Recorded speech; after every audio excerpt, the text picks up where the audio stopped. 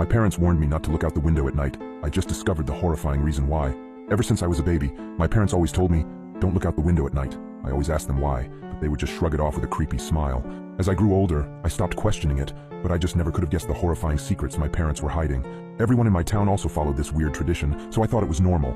That was until I went to college and noticed that none of the other kids were like this. So during Christmas, when I went to my parents' house, I remember them telling me not to look out the window.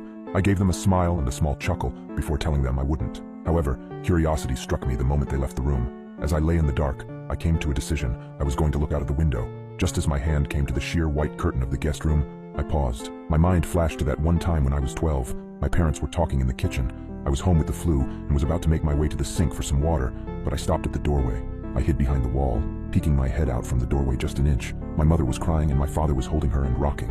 That poor little girl. I feel horrible for her family, whispered my mother. My father just nodded and continued holding her. I went back to my room after that. Several hours later, my dad came up to my room with several pieces of wood and boarded up my windows. What are you doing that for, Dad? I asked him. Oh, it's nothing. Just safety reasons, he replied. I learned at school the next day that a little girl was found dead the previous morning, the window broken and curtains torn. I snapped back to the present. My hand drew back from the curtain. I shook my head, cursing myself for being so weird. What was the worst that could happen? It was just a window, it couldn't hurt me, right? As I reached my hand out again, my instinct was telling me to stop. My gut twisted as I reached nearer and nearer. Just as I touched the curtain, a painful howl came from the forest surrounding the house. I flinched back, deciding to just lay down and try to get some sleep. I forgot how hard it was to get sleep in my hometown. Every night, coyotes howled for hours everywhere in town, or at least I thought they were just coyotes. The next night, I woke up in a cold sweat. I glanced over at the alarm clock next to my bed. It was midnight. I groaned and sat up in bed. A low growling sound from outside of my bedroom window. I thought back to last night and decided that I had made up my mind about looking out. I thrusted my arm towards the curtain and pulled back hard, almost ripping it away from the rod. I flattened myself against the wall next to the bed for a moment before I put one eye in front of the window.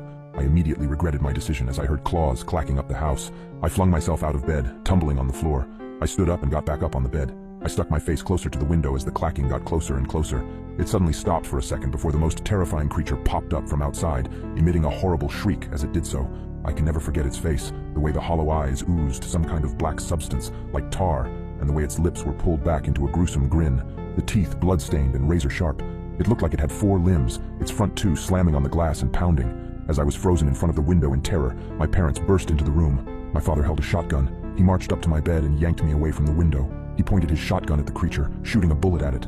The thing scrambled away, leaving the window almost completely shattered. Damn it, son, it was a simple task. Just don't look out the window. How hard is that? My dad shouted at me. I wasn't processing his words. I was sitting on the floor, arms and legs splayed everywhere in utter shock.